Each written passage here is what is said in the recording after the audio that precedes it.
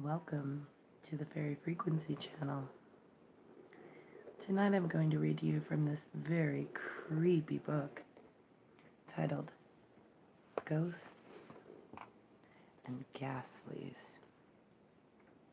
This is a collection of stories that were gathered together by Helen Hoke. If you've missed any of the previous chapters to this very creepy book, you can find them in our original playlist titled Ghosts and Ghastlies. Tonight's chapter is called The Inexperienced Ghost. This was originally written by H.G. Wells, in which Clayton meets a ghost at the Mermaid Club where he is staying overnight, but this is rather an odd ghost. His physique and attitude are so weak, not in the least frightening. When he comes face to face with Clayton, he meets with astonishing difficulties. The scene amidst which Clayton told his last story comes back very vividly to mind. There he sat, for the greater part of the time, in the corner of this authentic settle by the spacious open fire, and Sanderson sat beside him smoking the Brosley clay pipe that bore his name. There was Evans, and that marvel among actors, Wish, who is almost a modest man. We had all come down to the Mermaid Club that Saturday morning, except Clayton, who had slept there overnight, which indeed gave him the opening of his story. We had golfed until golfing was invisible. We had dined, and we were in the mood of tranquil kindliness, when men will suffer a story. When Clayton began to tell one, we naturally supposed he was lying. It may be that indeed he was lying. Of that the reader will speedily be able to judge as well as I. He began, it is true, with an air of matter-of-fact anecdote, but that, we thought, was only the incurable artifice of the man. I say, he remarked, after a long consideration of upward rain of sparks from the log that Sanderson had thumped. You know, I was only here last night, except for the domestics, said Wish. Who sleep in the other wing, said Clayton. Yes, well, he pulled at his cigar for some little time as though he still hesitated about his confidence, and then he said, quite quietly, I caught a ghost. Caught a ghost, did you? Said Sanderson. Where is it? And Evans, who admires Clayton immensely and had been 4 weeks in America, shouted, Caught a ghost, did you, Clayton? I'm glad of it. Tell us about it right now. Clayton said he would in a minute and asked him to shut the door. He looked apologetically at me. There's no eavesdropping, of course, but we don't want to upset our very excellent service with any rumors of ghosts in the place. There's too much shadow and oak paneling to trifle with that. And this, you know, wasn't a regular ghost. I don't think it will come again, ever. You mean to say you didn't keep it, said Sanderson. I hadn't the heart to, said Clayton. And Sanderson said he was surprised.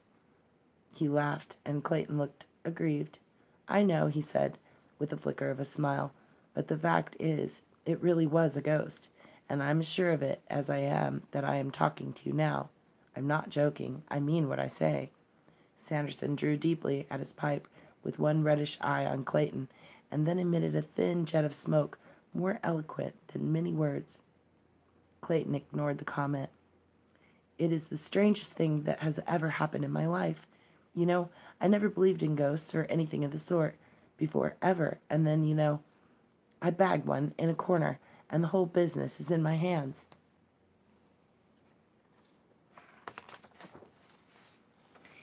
He meditated still more profoundly and produced and began to pierce a second cigar with a curious little stabber he affected.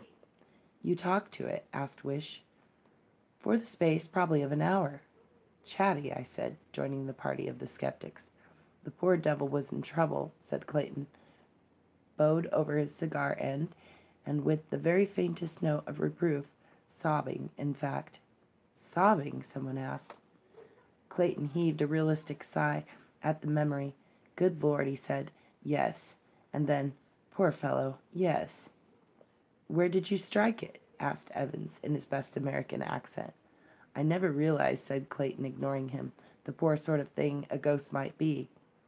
And he hung us up again for a time while he sought for matches in his pocket and lit and warmed to a cigar. I took an advantage, he reflected at last. We were none of us in a hurry. A character, he said, remains just the same character for all that it's been disembodied. That's a thing we too often forget. People with a certain strength or fixity of purpose may have ghosts of a certain strength and fixity of purpose, but most haunting ghosts, must be as one ideas monomaniacs and as obstinate as mules to come back again and again. This poor creature wasn't.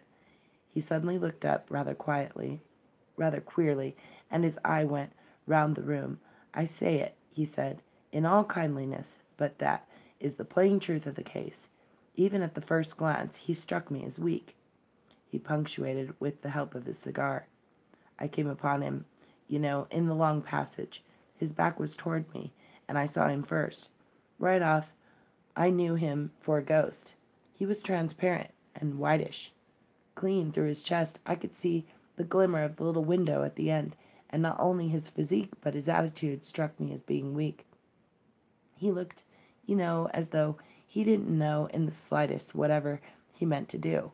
One hand was on the paneling, and the other fluttering to his mouth like, so. What sort of physique? Said Sanderson. Lean, that sort of young man's neck that has two great flutings down the back, here and here, so, and a little meanish head with scrubby hair and rather bad ears. Shoulders bad, narrower than the hips, turned down collar, ready-made short jacket, trousers baggy and a little frayed at the heels. That's how he took me. I came very quietly up the staircase.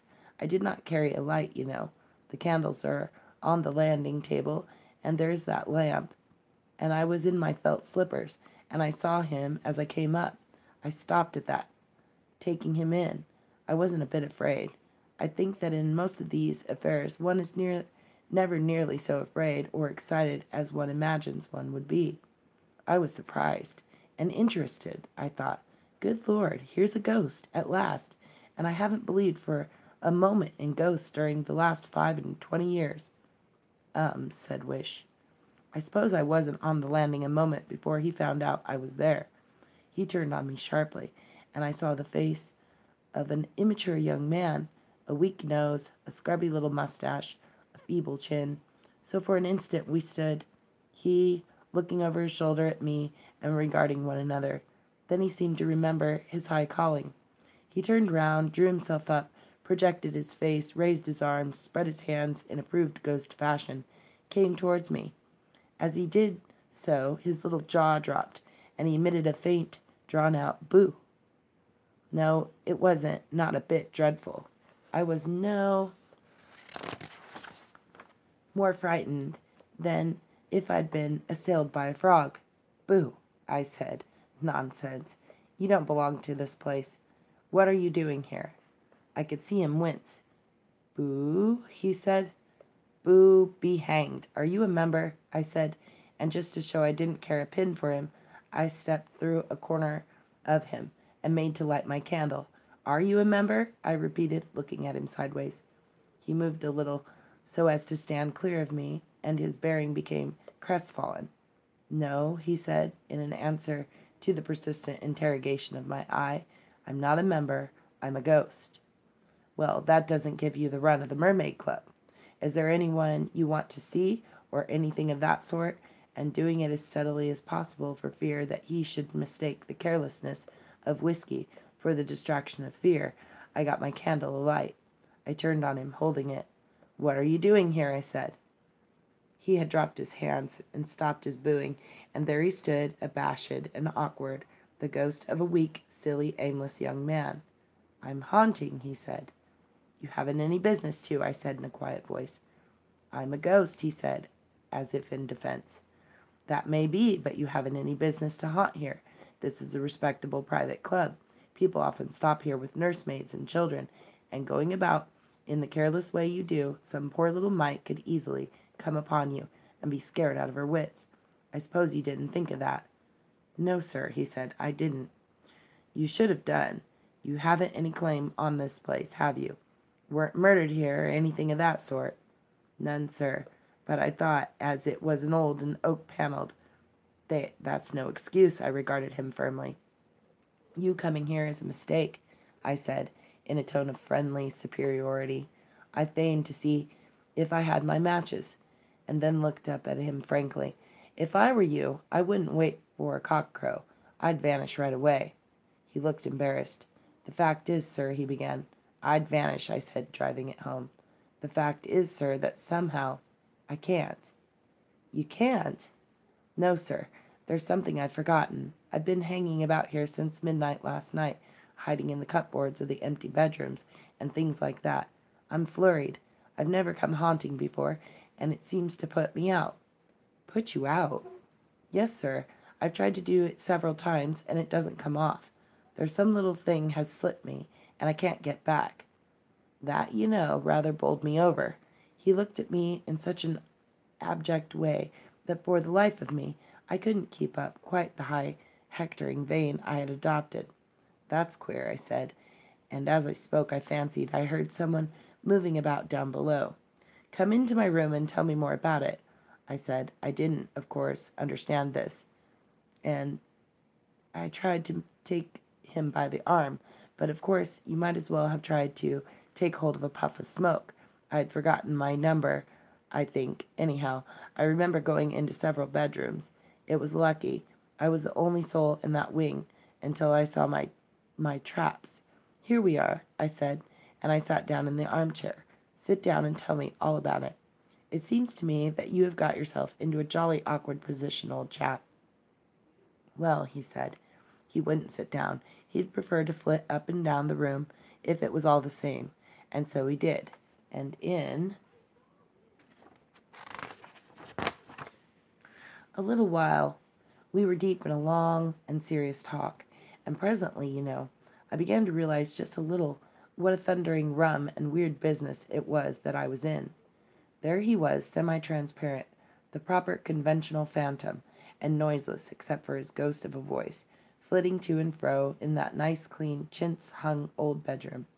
You could see the gleam of the copper candlesticks through him, and the lights on the brass fender, and the corners of the framed engravings on the wall, and there he was telling me all about his wretched little life of his that had recently ended on earth. He hadn't a particularly honest face, you know, but being transparent, of course, he couldn't avoid telling the truth.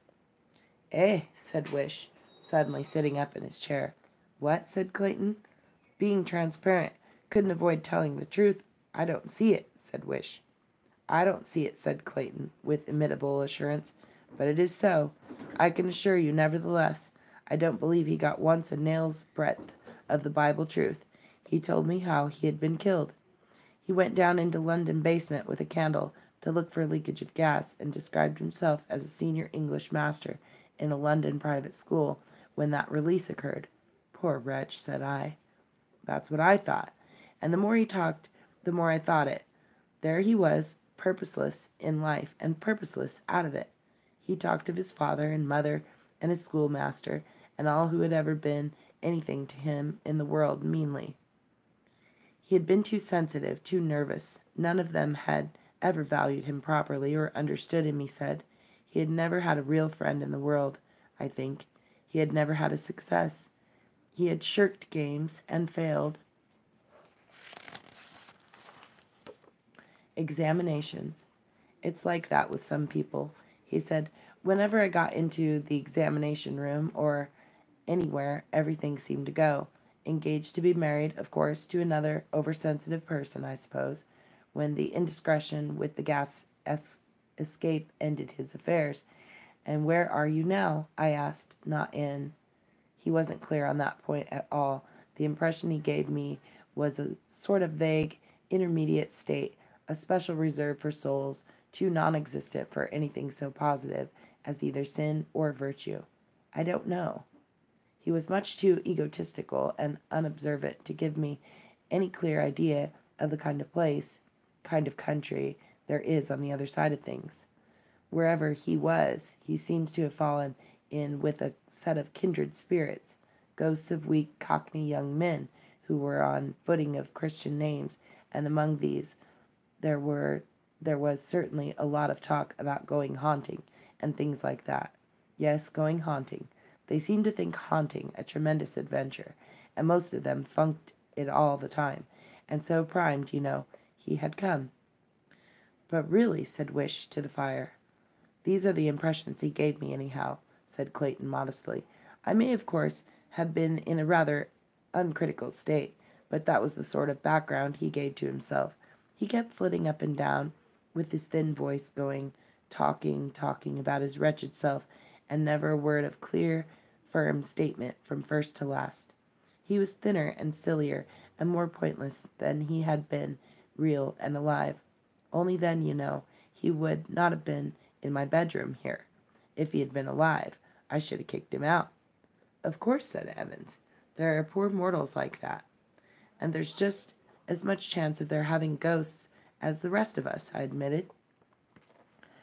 What gave a sort of point to him, was the fact that he did seem within limits to have found himself out. The mess he had made of haunting had depressed him terribly. He had been told it would be a lark. He had come expecting it to be a lark, and here it was, nothing but another failure added to his record.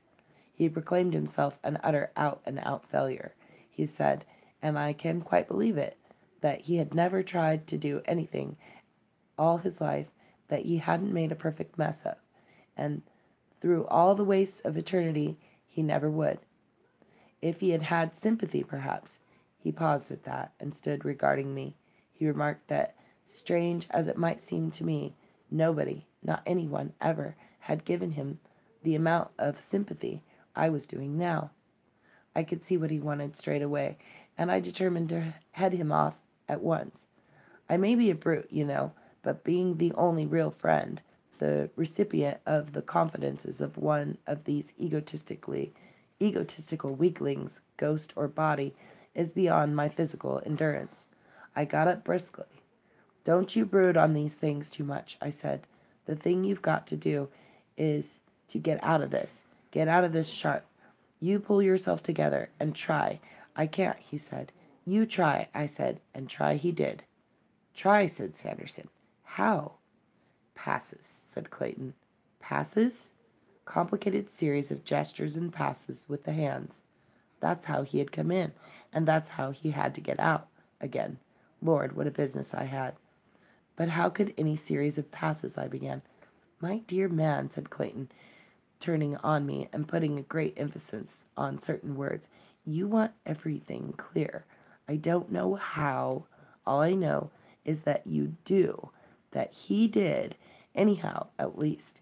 After a fearful time, he got his passes, right, and suddenly disappeared.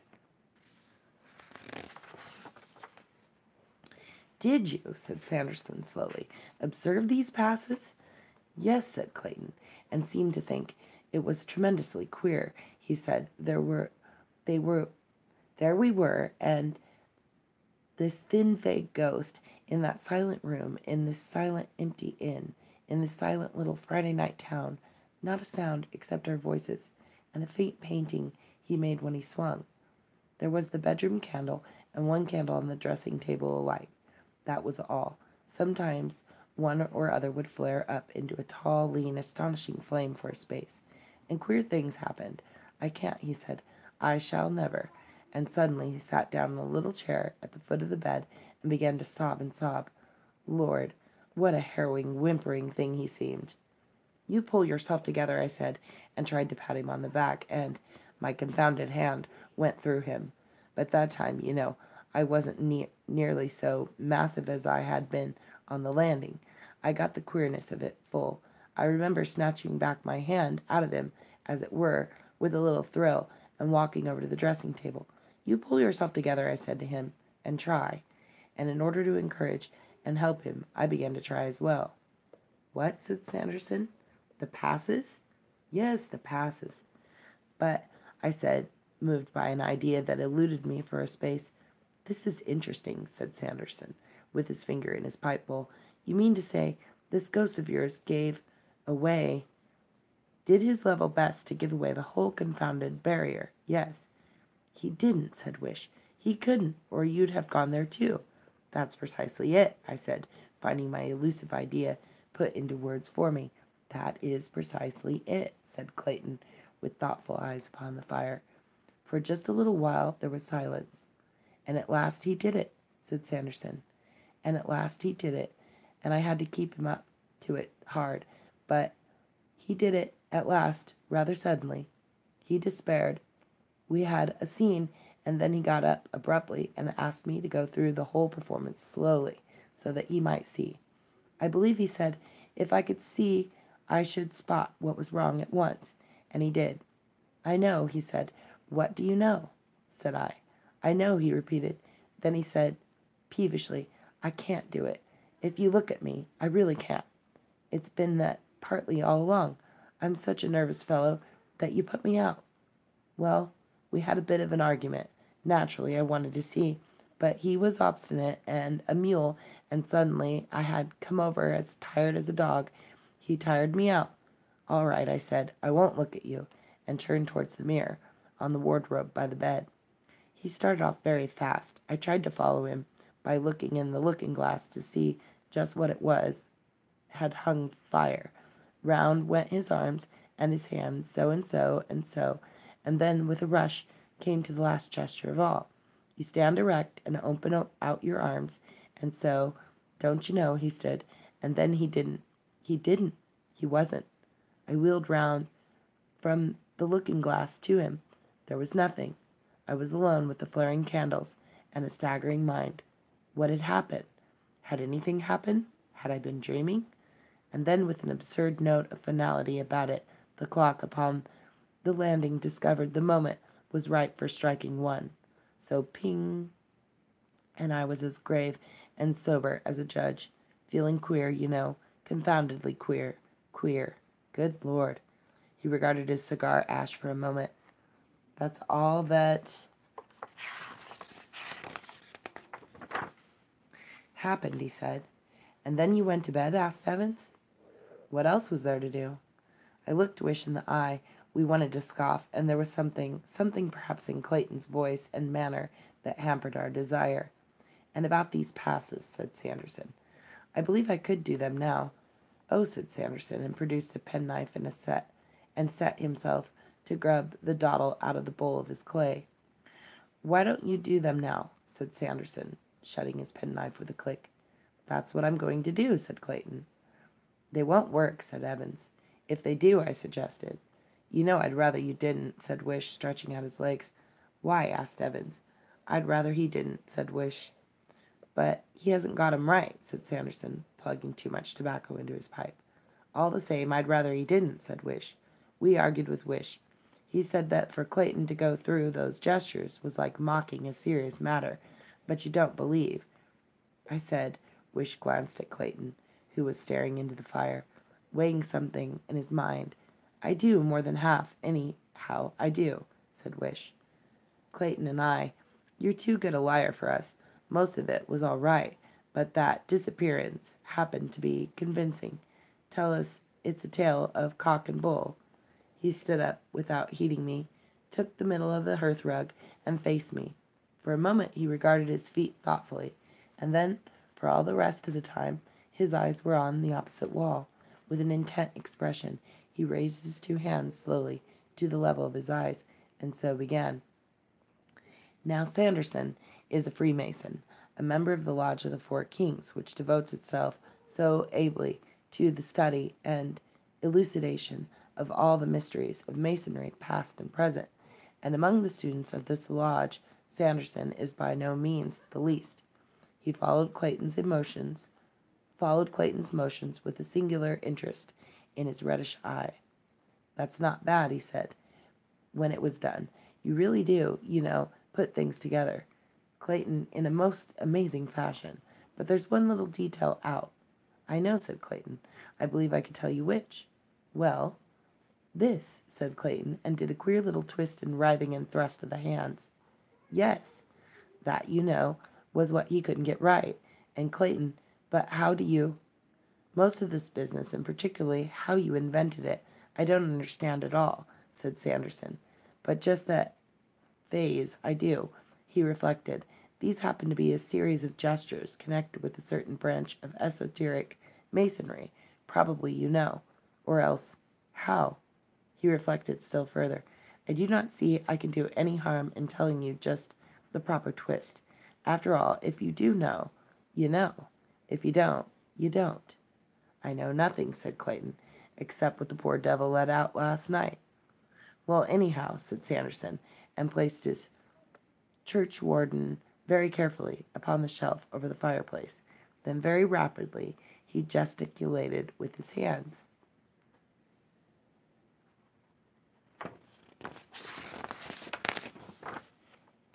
"So," said Clayton, repeating. "So," said Sanderson, and took his pipe in his hand again. "Ah, now," said Clayton, "I can do the whole thing right." He stood up before the waning fire and smiled at us all. But I think there was just a little hesitation in his smile. "If I begin," he said. "I wouldn't begin," said Wish. "It's all right," said Evans. "Matter is indestructible. You don't think any jiggery-pokery of this sort of going to snatch Clayton into the world of shades. Not it. You may try, Clayton, so far as I'm concerned, until your arms drop off at the wrists." "I don't believe that," said Wish, and stood up and put his arm on Clayton's shoulder. "You've made me half believe in that story somehow, and I don't want to see this thing done." "Goodness," said I, "here's Wish frightened." "I am," said Wish, with real or admirably feigned intensity. "I believe that if he goes through these motions right, he'll go." "He'll not do anything of the sort," I cried. "There's only one way out of this world for men, and Clayton is 30 years from that. Besides, and such a ghost, do you think—" Which Wish interrupted me by moving. He walked out from among our chairs and stopped beside the tables and stood there. "Clayton," he said, "you're a fool." Clayton, with a humorous light in his eyes, smiled back at him. "Wish," he said, "is right, and all you others are wrong. I shall go. I shall get to the end of these passes, and as the last swish whistles through the air, presto! This hearthrug will be vacant, the room will be blank amazement, and a respectably dressed gentleman of 15 stone will plump into the world of shades. I'm certain. So will you be." I declined to argue further. Let the thing be tried. "No," said Wish, and made a step and ceased, and Clayton raised his hands once more to repeat the spirit's passing. By that time, you know, we were all in a state of tension, largely because of the behavior of Wish. We sat all of us with our eyes on Clayton, I at least with a sort of tight, stiff feeling about me, as though from the back of my skull to the middle of my thighs my body had been changed to steel, and there, with a gravity that was imperturbably serene, Clayton bowed and swayed and waved his hands and arms before us. As he drew towards the end, one piled up, one tingled in one's teeth.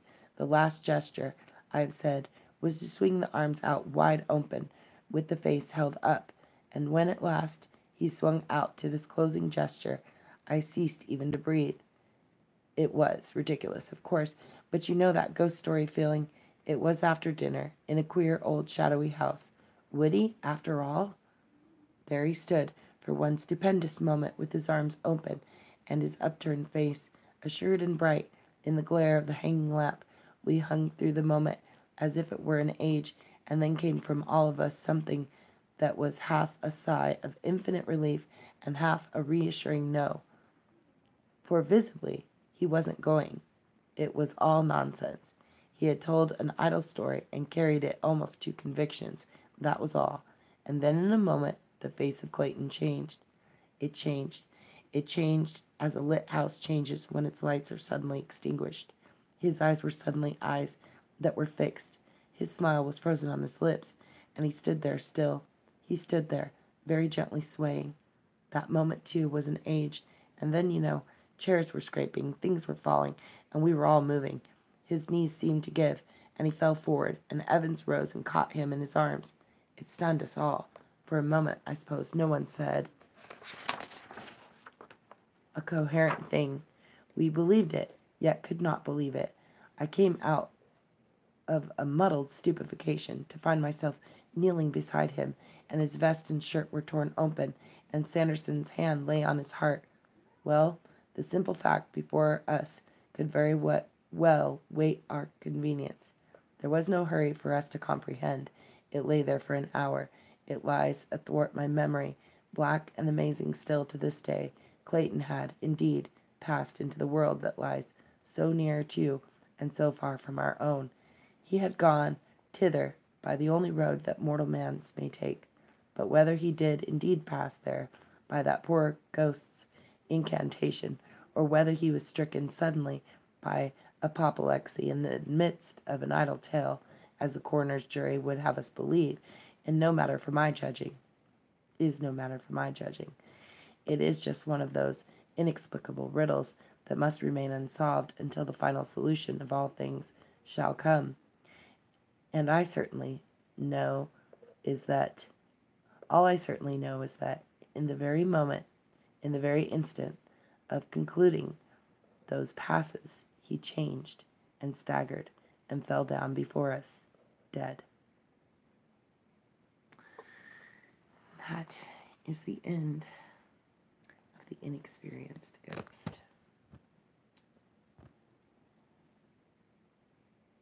So if you missed any of the previous chapters of this very creepy book, you can find them in our original playlist titled Ghosts and Ghastlies.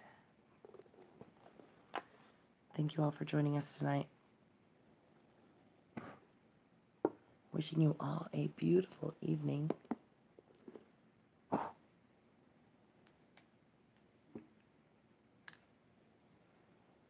Sweet dreams, everyone.